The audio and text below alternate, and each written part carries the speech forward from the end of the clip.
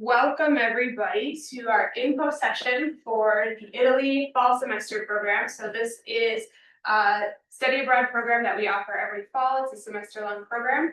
And we are going to share some information with you today about the logistics of the program itself, logistics about the application. My name is Tracy. I work in the Center for Global Education, and this is one of the programs that I manage from our office here in St. Joe.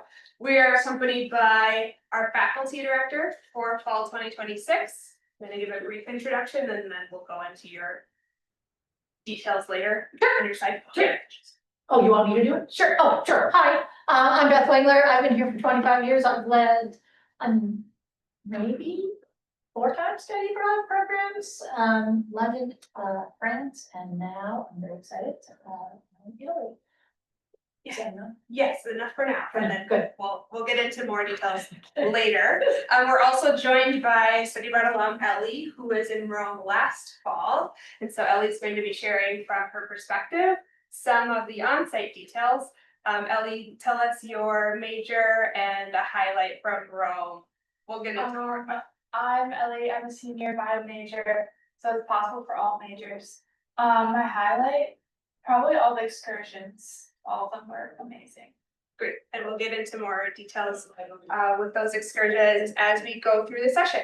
So if anybody has questions at any time, feel free to raise your hand. This is a great space for you to ask those questions. If you have a question, it's likely that your neighbor has a similar question. And so don't be shy. Feel free to ask any question that you have, and we will get started. So Ellie, I'm gonna have you come up and tell us about Rome. I'll just go through this slide. Yeah. Okay, so the location is Rome. Population is 2.8 million, so it's a pretty big city, but there's a lot to do. That means it's very accessible. The institution that you study at is CAPA, Cultural Experiences Abroad. So there's a study center in Rome that you take the metro to, or you can walk to, depending on where your apartment is. In the CAPA. And then the housing, you reside in furnished apartments in Rome. So my year that I went, I had an apartment of me and 5 other girls. And then I think this year they're in 4 people apartments, but it kind of just depends, but it's somewhere around there. This is the CAPA facilities. There's a coffee shop right underneath that's really nice right here. And it's on like one of the second and third floor. There's a classroom picture and there's Wi-Fi accesses throughout. There's a bunch of different helpful people that work there as well that are there to help you. There's somebody for like medical things, somebody for housing, different things like that. So that's what the staff offices are. There's a student lounge area as well where you can study. One thing could you go back? Sorry. Yes. So this is where you'll study and have all your classes, and it looks just like any other building in Rome. So it's not like a college campus that you picture in the US. It is a building where you have 2 floors of classroom space and staff offices. Yes, and you'll be studying there with other students from America. So like my year that I went, there's a bunch of people from the East Coast that we had classes with. There's one class that you have that's just with, I'm sure that we'll get into classes later, but that's just with CSB students, and then a bunch of your other classes will be with other students as well from other universities. So here's some of the classrooms, and there's the student lounge area. There's also like a study room area with like a bunch of tables, but this one just has like couches and stuff. The resource center. Yeah, is there anything else about this stuff? No. There's just more pictures. They have a lot of treats here all the time, which is always fun to try different Italian candy. Yeah, so that was the study center. Any questions on the setup of the study center itself? So there's like 5 or so classrooms total, and they range anywhere from like maybe 15 students up to 30 students that would fit in each classroom. Are there any questions? If not, we'll let Beth talk a bit about her course. Yeah. Hello. as I said earlier, Beth Wengler. I've been here for 25 years in the history department, and I teach European history. In fact, I teach a class on the Italian Renaissance. So I'm really very pleased to be going to Rome with you. The course that I'm going to teach, of course, as all of the faculty-led study abroad courses are cultural and social different systems course in the integrations curriculum. And ours is going to look at multicultural Rome. And so we are going to take a kind of look, we're going to start in the Renaissance, since that's my area of expertise, and use Rome as our classroom, going to different galleries and churches, and thinking about the ways that different groups have contributed to what is the identity of Rome, and how current contemporaries look back at that history and how that informs their identities as well. So that's kind of in a nutshell. We'll be reading, certainly different primary sources we're looking at. The best part is for me of studying abroad as a European historian is being able to use the location as a classroom. So being able to take you to different museums and have you looking at artifacts and interpreting them, and understanding their relevance in their context, as opposed to like a slide. So I really enjoy the study abroad programs. Italy is a place that I've returned to many times because of family background. And so, but this will be the first time I'm leading the study abroad program there. So I'm just really excited to share what I know and help you discover everything that you help you discover and reach your study abroad goals and priorities. Any questions about the faculty course? So not all of our semester programs are faculty led, but this one is. So you'll have a course with Beth that fulfills your CS requirement, your EX, and your, that's it, CSDS and EX. Yeah. GL, there you go. I knew there was one more, and your GL. So you will be required to take that course if you join this program. So you'll love it. And it'll be great. You'll be out in the city, you'll be doing lots of fun things in Rome. So, very good.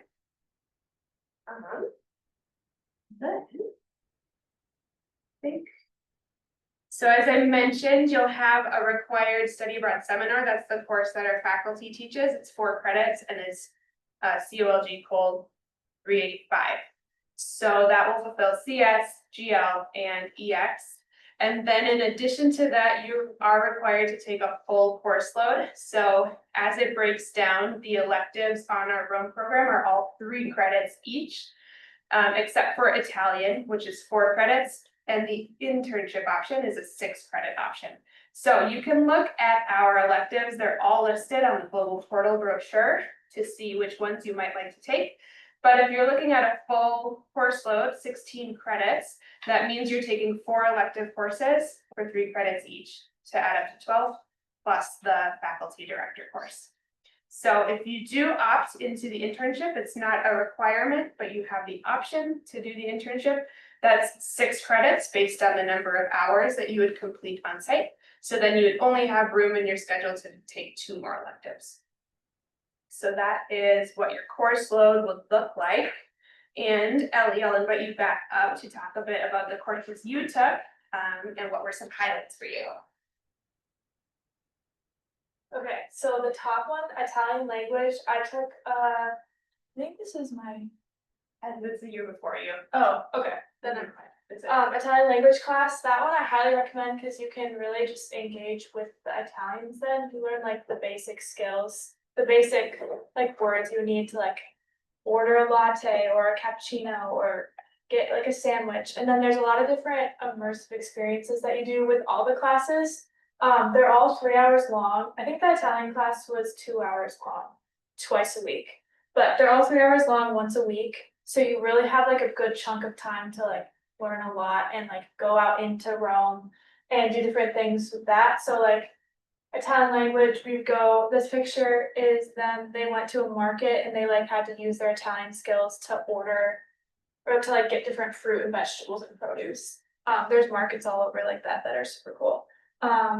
We also did one thing where we went to like a little like coffee shop and had to order a cappuccino and a sandwich in Italian, and we got it for free with the Italian professor. Things like that where it's just a super cool experiences that you won't get anywhere else. Where you get to actually practice the language. I know a bunch of my friends took food and culture, which is where once a week there was a professional chef that came in that would make you like a pasta dish, and then you would get to try it. And then there's also you try wine alongside the pasta dish, and you get to like analyze the wine and stuff. That one was a super popular class. I wish that I would have taken that. I also took the art and art history class. That one, since it was 3 hours long again, we went to like museums. We got to see a bunch of really cool art that I would have never seen if I wouldn't have taken that class. And so like we went to the Sistine Chapel for free and like all this cool stuff. History, theology, a lot of students get their upper theo class in Italy when they study abroad there, because again, there's super amazing churches there that you get to go and see. Instead of just learning about it on a screen like you would here. Business and finance, but psychology, I also took a psychology class there, which was really cool to kind of see how psychology differed there versus in the United States. Environmental studies, I took an environmental studies class there as well. And then philosophy and sociology. So really, there's possibilities if you're any major, like me and two of my friends were biology majors. One of them was pre-PA, and we all are easily able to graduate. There's a bunch of business majors that I went with, accounting, just like everything, psychology. So it's really possible for anyone, which is really nice. If I could add, some of these courses have been pre-approved by the major or minor, by the department chair to count for your major or minor. So if you're a psychology major or minor, the course in Rome counts directly. You don't need to seek additional approval. It already will transfer back to count for your psychology credits. Same with like environmental studies has a course that also is already pre-approved, sociology as well. So be sure to look at the course list and see what can count for you for your major and also your integration curriculum requirements. Yeah, there's a lot of different requirements that you can get fulfilled too. Like I know the psychology one, I think fulfilled some sort of requirement for me.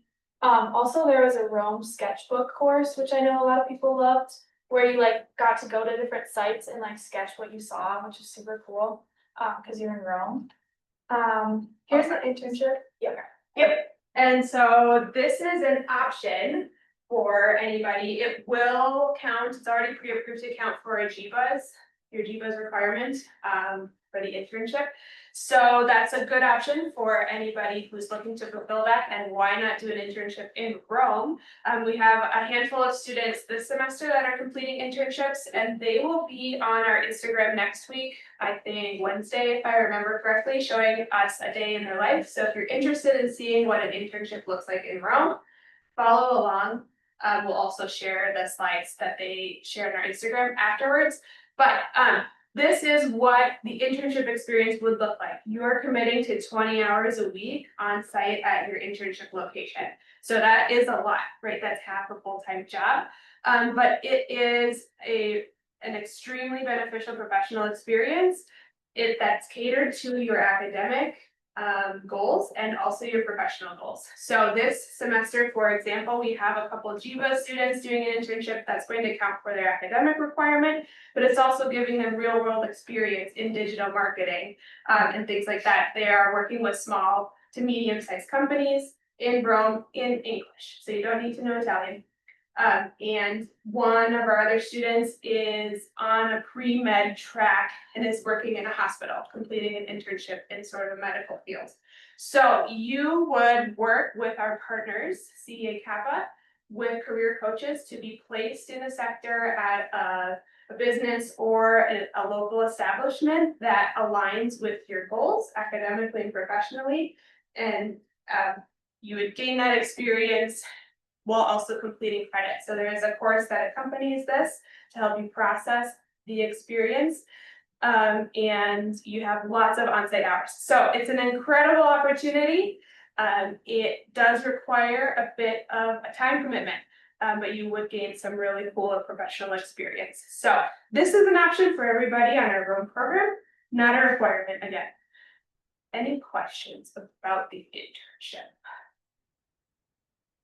So it is 6 credits because you're completing 240 hours interning throughout the whole semester. And if that sounds like too much, but you're still trying to get a bit of real life experience, and if you're a business or a business related major, this is another optional course that is, I think, attractive to students that want that hands-on experience, but don't want the time commitment. So this is business consulting, and it's not just open to business students. You can be a psychology major and take business consulting or communications. This is, so it's hands-on. You would be in a project type setting. So you'd be working in a group, working on a project throughout the whole semester with a real business in Rome. So the business would propose this problem or challenge at the beginning of the semester, and then you would be working in your team to provide a solution to their challenge. You would propose it by the end of the semester, and then the business will choose the winning proposal and actually implement it. So it's really cool, and they choose some really cool businesses to work with. They've worked with a jeweler that provides jewelry for Netflix in the past. So it's not just like any random business on the corner in Rome, right? They're choosing some pretty cool partners. And you would be on a team that is has a niche. So it could be marketing, it could be operations, it could be something else related to the scope of the business. So I would say this is a good option for those who are looking to gain some hands-on experience, work with some locals, but not commit as much time as you would if you were completing an internship. So questions about internships or business consulting? Not, oh, sorry. Yes, question. What happens if you haven't, like, what happens if you take these 3 credit courses and you end up having some remaining, Yeah, instead of your amount of credit hours? very Like, good question. you can- Yes, so if you are taking a 3-credit course like art, theology, or anything that fulfills human experience, HE, anything that's fulfilling integrations curriculum, it will fulfill the entire requirement. So you don't need to worry about that additional credit. If you're trying to take a course to fulfill major or minor requirement, it really depends on the department chair. So say you're taking the psychology course and it will transfer back as 3 credits, you might have that 1 credit that you still need to fulfill. So that's for you to work out with the department chair to see how they will handle it. If they'll accept it back as 4 credits, if they'll have you do an additional 1 credit independent study sort of thing, to fulfill that last credit. It really depends on each student situation. Okay. Does that answer your question? Yeah. Yeah, other questions? Yes. So for the internship, are you almost guaranteed to get one if you sign up for it? Pretty much, yeah, and so even from the sign up process, it does require a bit of time commitment because you're doing some interviewing and some career coaching even before you get on site so that they can place you in the adequate spot. And so as long as you're keeping up with those requirements, you're guaranteed a spot. Okay, yeah. Good question. Anything else? Now we'll go into housing, and Ellie, you can take it away. Also about the credit thing, I know I'm an environmental studies minor and I took the environmental studies ethics class. And they just like lowered my minor, but yeah, it really depends, because sometimes you have to create or do your own like ILP, which is where you just do research with professor or whatever. But anyways, okay, student apartments. This was my apartment actually. So they're up to a 60-minute commute to CEA. That's by Metro, correct? Walking. By walking, so they're not too far, there's Metro like all over Rome, that is very easy to use once you get the hang of it.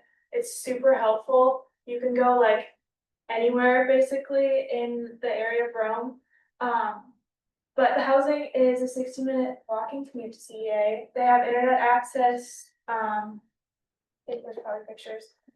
Most bedrooms are double occupancy with 1 bathroom per bedroom, so for my apartment, it was 6 of us and we had 2 full bathrooms, and then there's like a kitchen, a living room. They're super cute little apartments. They have like beautiful, a lot of times they have really nice windows, things like that.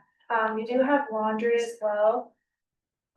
So there's the cooking, there's some examples of apartments. They're all different, of course, from year to year, but Typically, kitchens in Roman apartments are small compared to US standards. And so across the board, you can expect to have a small kitchen. Mhm. And talk a bit more about laundry, Ellie. yes, laundry, they don't have dryers, they just have washers. So I think that's in a lot of places in Europe though, Oh, yeah. basically everywhere. So you just have to hang your stuff, they give you racks, drying racks. And also CA is very like good at if you need something more, they'll help you to get it, or you can go out and buy it yourself. Like I know mine didn't come with a toaster, and so they like helped us, or at the beginning it can be really hot, because Italy is so hot. So they'll provide you with fans, things like that.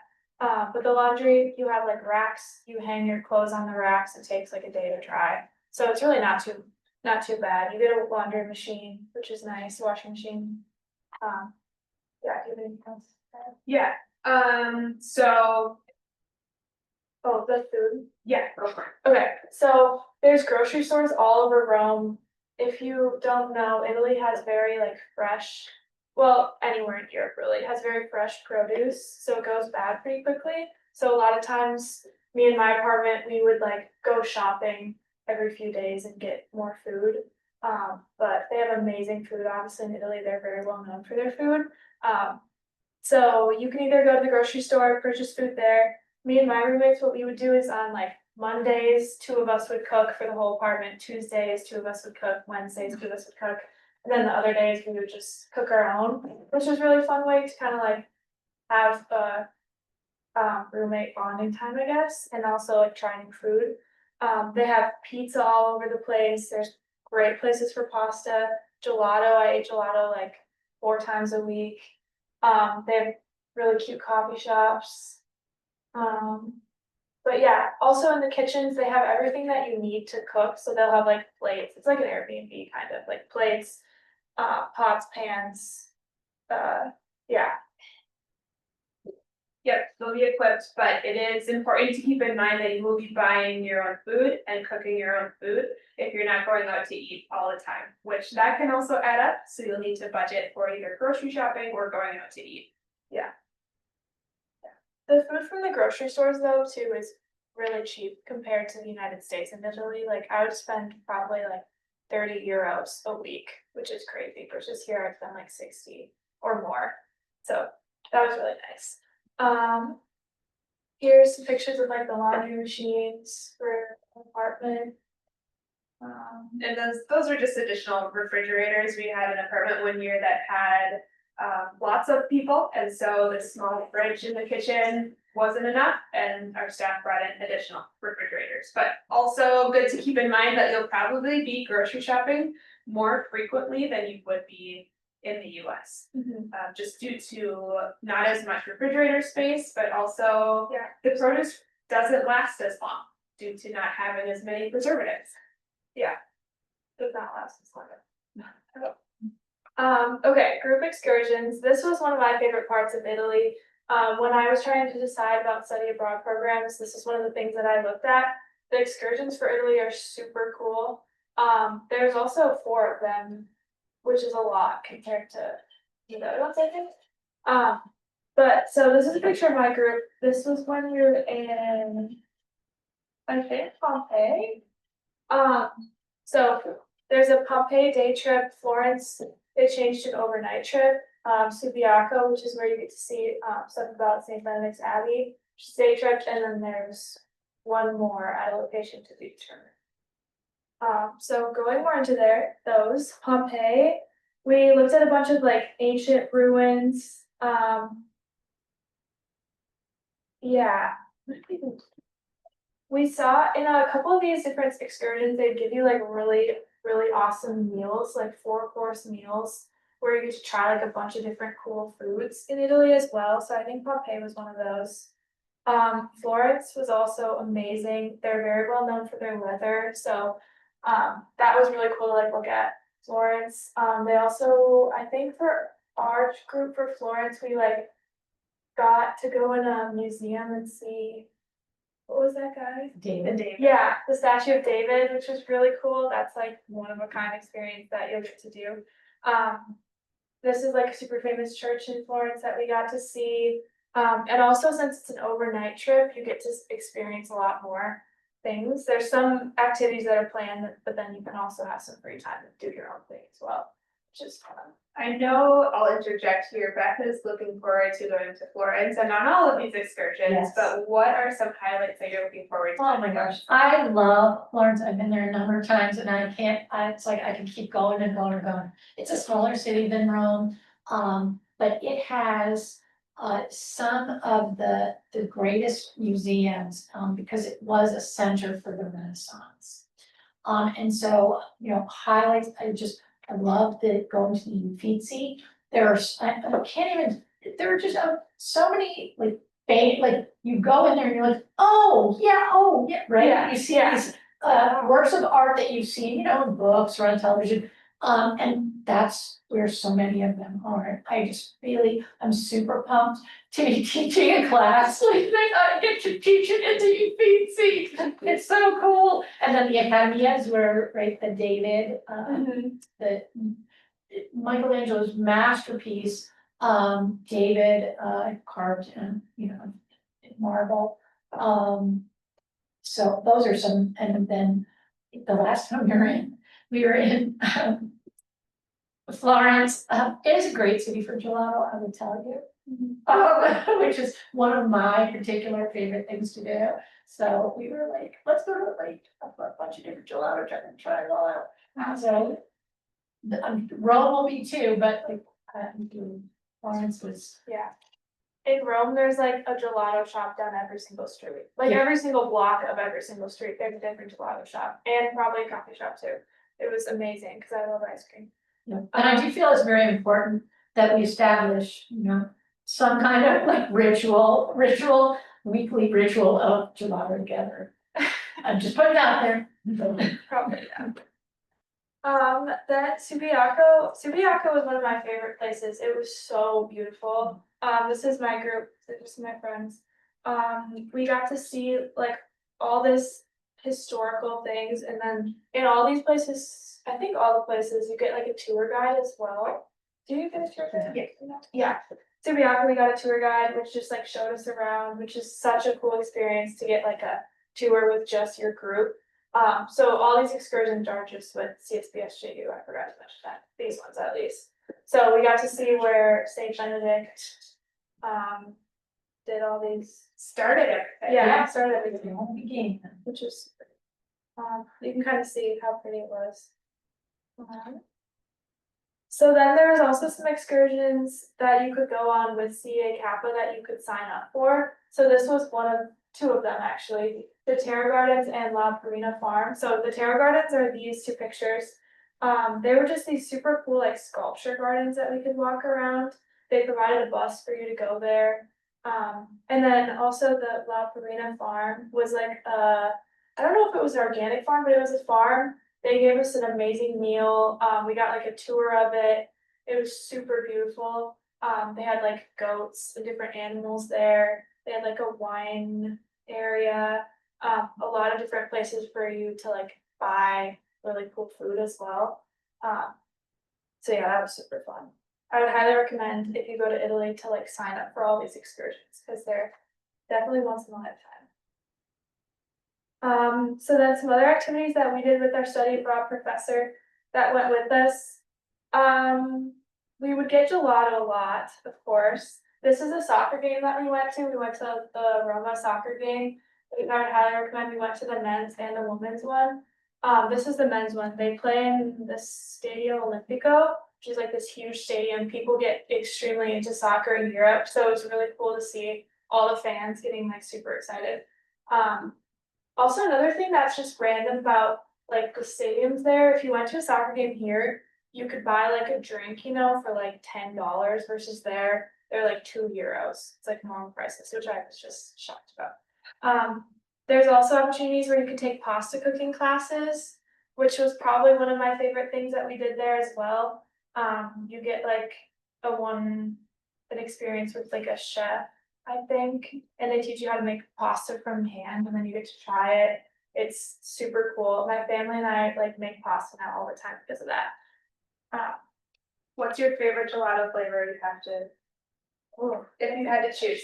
This place here was right across from the school, and they had really good, I think it was like caramel gelato, but my favorite gelato that I ever got was this. It was like dark chocolate, and it was just from this random place that I found it. It was like Oh no, that's weird. Why is that happening? That's interesting. It's gonna make us wait 15 seconds. That's never happened before. Yeah. Halloween was on, right? Yeah.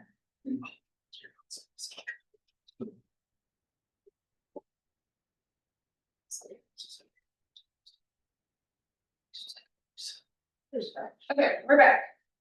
Okay. I think that's it. Okay, my top 3 reasons why you should choose Italy. Number 1, there's like a ton of reasons why I love Italy, of course, but number 1, I would say the excursions really drew me in. I loved all the excursions, they were amazing. So many opportunities to see so many cool places, with a tour guide usually as well, and try a lot of different food and things like that. Also, number 2 was the food. I loved Italian food. It was probably like some of the best food that I'll ever eat in my entire life. So yeah, the gelato, the pasta was amazing. I also really liked the classes as well as how walkable the city was and just like how much there is in Rome. It's insane. I never really thought that I would want to go to a big city, but then once I got there, I like did never want to leave because there's just so much to see. Like even with the Vatican, there's just so many different things you can just see in that one little place that are amazing, or just anywhere in Rome. It's crazy how many different places you can go and what you can see with just the metro, or even just by walking. I would go for walks all the time and just see like crazy things that I haven't even seen. The last time I went for a walk, which is crazy. So yeah, it was amazing. I would highly recommend. And if you don't choose Italy, I would highly recommend just studying abroad in general. It was an experience of a lifetime. But yeah, I would highly recommend. Thanks, Ellie. So I have some information here about costs, and these costs are for this current fall 2025. So we expect them to increase just like your tuition increases every year. Based on normal inflation, roughly 3 to 5% is what we estimate. So you'll see you have your tuition that St. Ben's or St. John's charges you every semester. In addition to that, you would have your education abroad program fee, and that's what's listed right underneath the tuition. So I like to explain that sort of as taking the place of your room and board.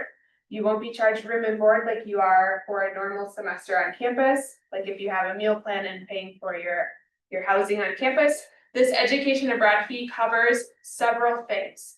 It covers your administrative costs and fees that we pay to our international partner, and that includes a lot of your programming, your excursions, your classes, a lot of your activities within your classes and within the overall program. It includes insurance, your housing, and local transportation. You'll be getting a bus pass that you can use, a bus pass and a metro pass, transportation pass that covers both of those throughout your entire semester. So it is $8,625 is the education abroad program fee for this current fall. It'll be slightly more than that next fall. That's billed to your student account. So that means that your financial aid package can apply to that amount. So everybody's situation is different, but whatever state, federal funding, institutional scholarships, grants, loans that you receive, that can apply to that amount.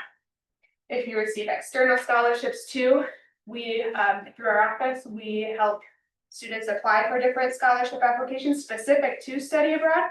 So that can also apply to your education abroad program fee, and sometimes those scholarships can apply to your out-of-pocket expenses as well. So any student that receives the Pell Grant, if you're Pell eligible, you are also able to apply for the Gilman Scholarship, and the next deadline for that scholarship is in early March. And our office will be announcing when that opens. It'll open in January, I believe.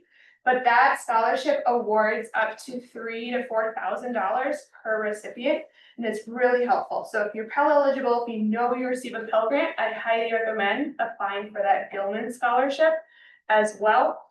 Our office has the CSB and SJU Global Scholarship that all of you will be able to apply for after you submit your application. So that award can range anywhere from 500 up to maybe 1,500 per student. It just depends. And so we like to highlight those financing opportunities as well.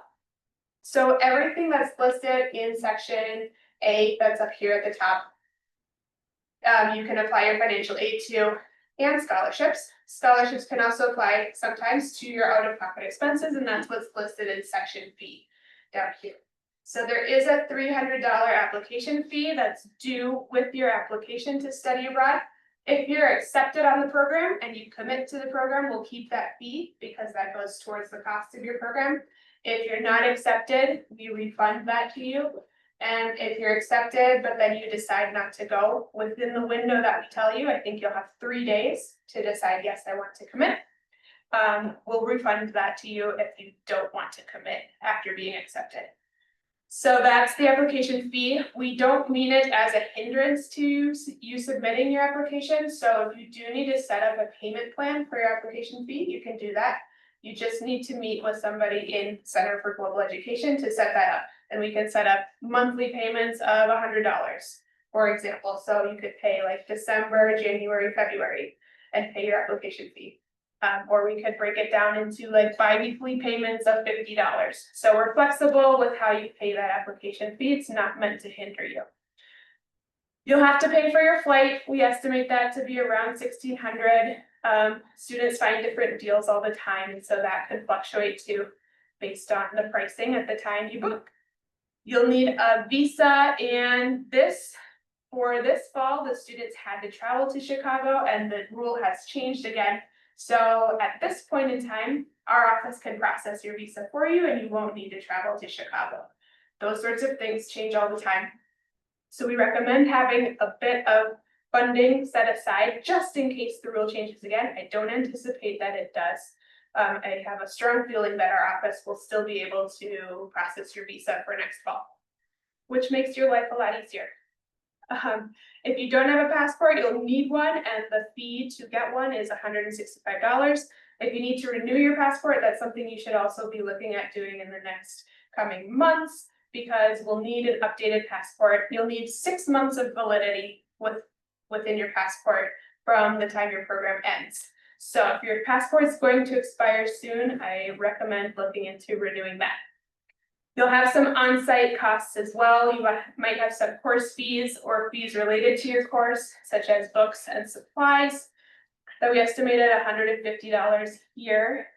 Depending on the course that you take, some courses have higher course fees. So like the food and culture course has a course fee because you're buying material, paying for the ingredients that the chef and you are cooking during class, for example. Other course fees, like for the art class, might have a course fee because then that pays for your entrances to all the museums and cool churches and things that you'll be going to around the city as part of class.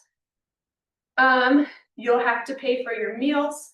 So whether you're grocery shopping or eating out at restaurants, that can determine your budget, but we estimate $1,200 for the full semester based on what other students have reported to us in the past. This is based on our alum data. You'll have to have a cell phone while you're abroad that works on a cellular network. So depending on the plan that you choose, we estimate that to be about 150. And then personal and miscellaneous items, our students have reported they've spent up to 1,400 on average on that. And then depending on how much you travel outside of Rome and where you're going, if you're trying to get all around Europe, your costs are going to increase quite a bit. And if you're staying within Italy, it might be more affordable, and depending on the frequency of your independent travel. So our past students have reported spending about $2,000 on additional travel throughout the semester. So that is a breakdown of the costs. Any questions on that? You can save a lot of money just like cooking for yourself. So many cheap to cook for yourselves there. And even if you travel outside, you can get a lot of deals on that. So, if you have any questions about that? Thanks. Yes, question. For like the financial aid that we have like already, is that only for like the tuition and required fees, or is that also for like the education abroad? Also applies to the education abroad program fee. So anything that's listed in section A. So your tuition plus your education abroad program fee is what your financial aid can apply to. Other questions?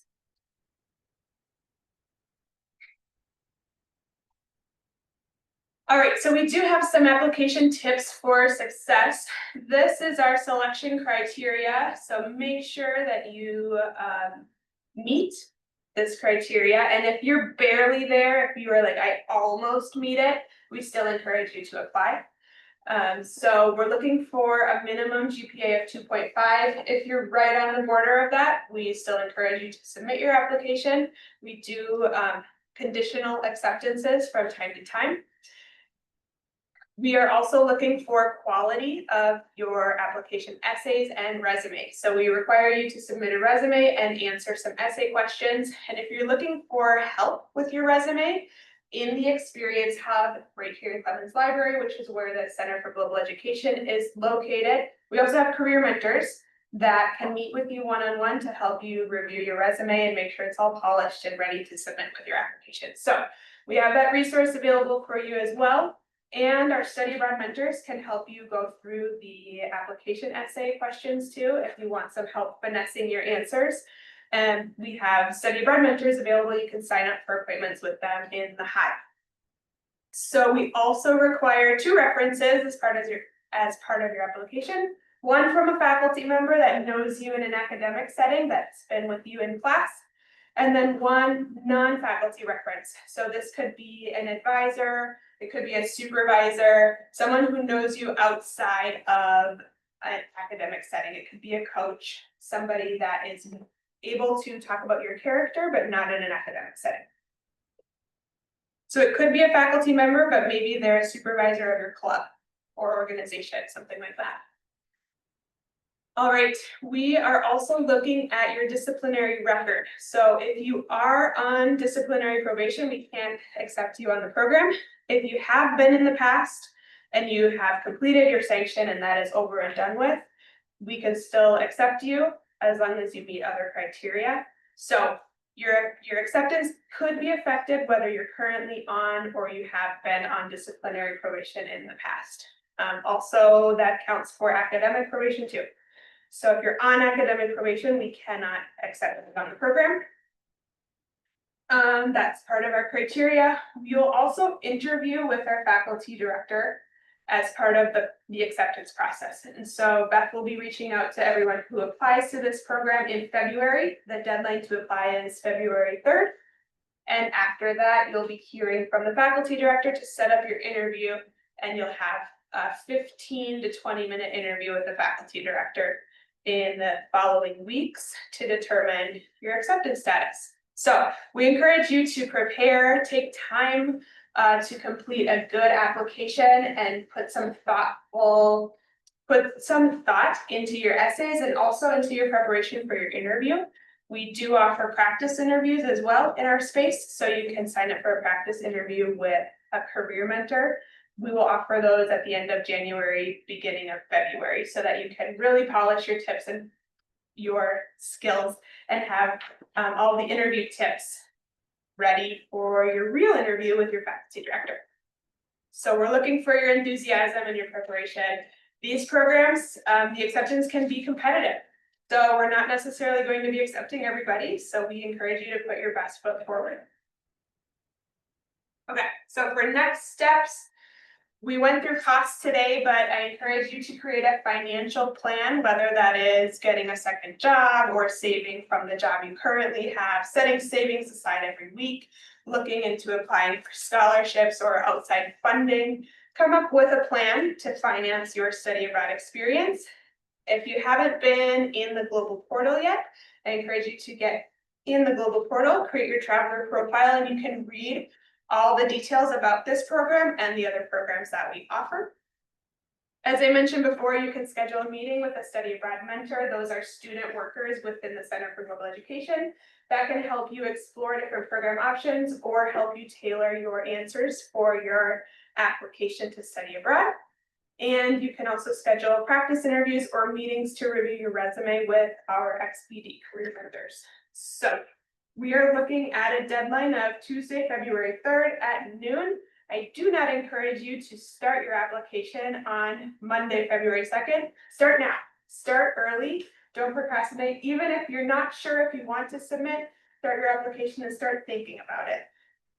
Anybody who, and this is in my next slide, if you start your application in November, you don't need to submit it, but if you start it in November, you will be entered into a drawing to have your application fee waived. So that's up to a $300 value. So I encourage you to start your application now. As I mentioned, after the deadline, you will be interviewing with the faculty director, and then we'll notify you of your acceptance status on Tuesday, February 17th. That's the timeline that we're looking at. And this is our promo for November. So start your application for a semester program or a fall 2026 embedded program by November 30th, and we will automatically enter you into this drawing to have your application fee waived. So no obligation to submit, but of course, if you don't submit, then we won't waive your fee because you won't pay a fee.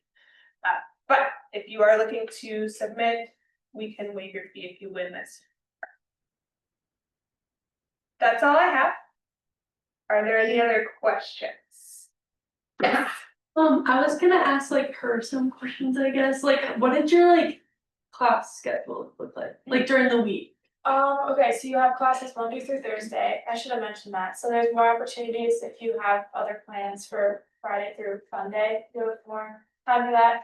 Monday, I think, are you asking like what I had on each day? Or just like general? Okay, I had like Italian for 2 hours, I think on Tuesdays and Thursdays. Mondays, I think I had positive psychology.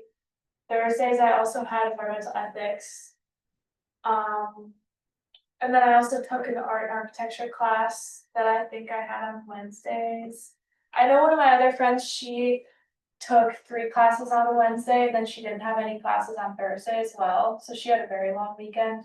So that's a possibility as well. Then she had 8 hours of class on Wednesday. But it just is how you make of it.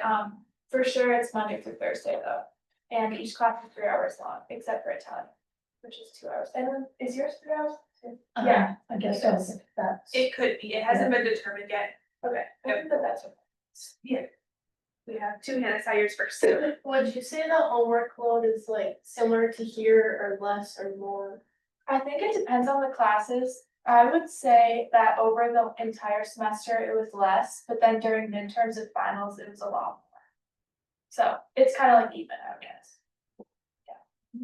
For like the excursions, if are they like in the middle of the week or like is it towards that, like if it was on a Thursday, then we Yeah. could like plan independent travel around that? Yeah, they're on the weekends. It kind of depends on the one. I feel like they weren't on Fridays. Maybe one of them was on Friday. I think it just kind of depends. The day trips might be Friday or Saturday. The overnight could be like Friday to Saturday or Saturday to Sunday, but really depends on the schedule that is not set until closer to the departure date. Even though if it was on a Saturday, there's a lot of cool day trips you could go on yourself on like a Sunday that are just like a train ride away, so. Yes, Asher. What's the process for getting a visa? Great question.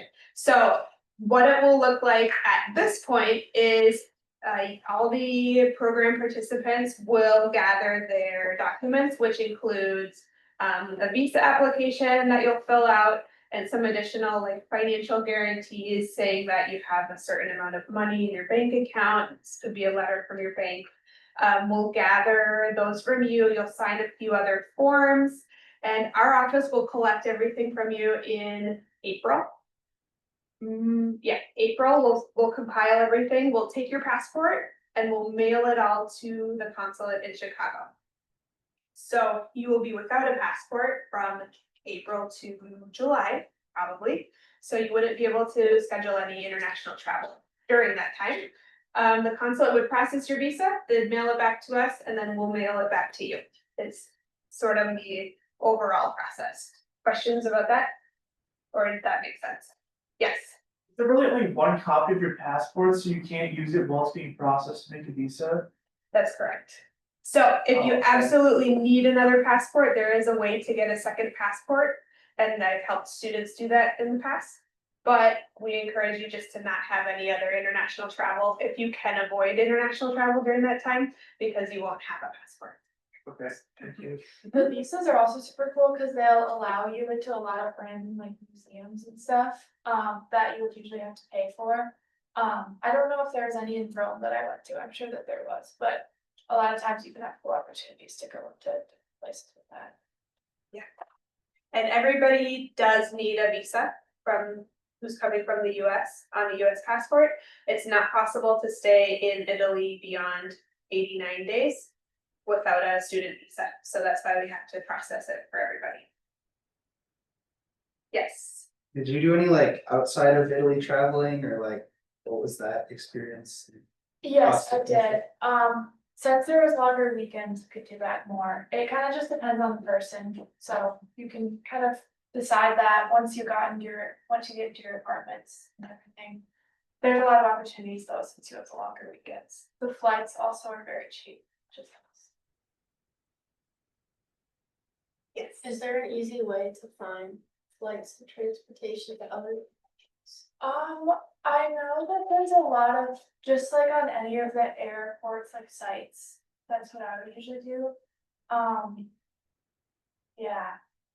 They usually just kind of like have deals on there. Me and my group would kind of just look whatever the place was to go that was cheapest. You could run like a search on Google Flights and Yeah. then see from there what's affordable and then Mhm. book through the airline. Yeah, since it's in Europe though, some of the flights are a little sketchy, but they're really cheap. And I mean, I lived, so you'll be fine. I went to Croatia as one of my flights and round trip, I think it was 40 euros, which is crazy. Super cheap. See, Yeah. Was it hard to find like places to stay in the other countries? no, it wasn't. You could just get an Airbnb, that's what my friends actually did. There's also hostels you can stay at if you wanted to do that. Yeah. Which are really cheap, of course. Yeah. Do you guys get like a fall break that families would usually visit? Yes, there is a fall break. I think it was 9 or 10 days, including the weekends. So a lot of people's families visited, you could go travel, yeah. Yeah, it's Really usually the nice. last week of October. I'm not making any promises for next fall, but that's usually when it lands. And then If it's a there's full- also a Thanksgiving break that is 4 days. So it's like Thursday through Sunday instead of Friday through Sunday. So you could travel then too, or have your family visit. Anything else? Yes, Do you know when you'll like know those exact dates for like fall break? it will be confirmed likely July of next year. Like, we won't know too far in advance. Yeah, I know we like to plan and have things set. The fall break, I lie, I'm sorry. The fall break we'll know by the time we have orientation in March or April. But like the other excursion dates, we won't have confirmed until later. All right, anything else? Well, you can always reach out to our office through email. Again, my name is Tracy, so you can send me an email. If you have questions or schedule an appointment through the Hive, you can meet with me or any of our Study Abroad mentors in our office. They're happy to help you with your application. And you can reach out to Beth also if you have questions or want to talk about the course or anything related to Italy. So, yeah, one more question. Are we like, do we have to travel out as a group if we were to go, or can we go like a week early with family and meet Yeah. everyone there? No requirement to travel as a group, so you could go early if you wanted, and I know that's a good option for family to go to. So if you wanted to go in August, a week early, that's totally flexible. Or you can do post travel as well if you want. I know a lot of people travel with their families afterwards as well. Mhm. And if you have any other questions that you did want to ask me from the group too, I'm gonna be here for a little bit, so let me know. Yeah. Thank you all, and we'll be sharing this recording later as well, so you can look for that. Thank you for coming. Yes. Yes.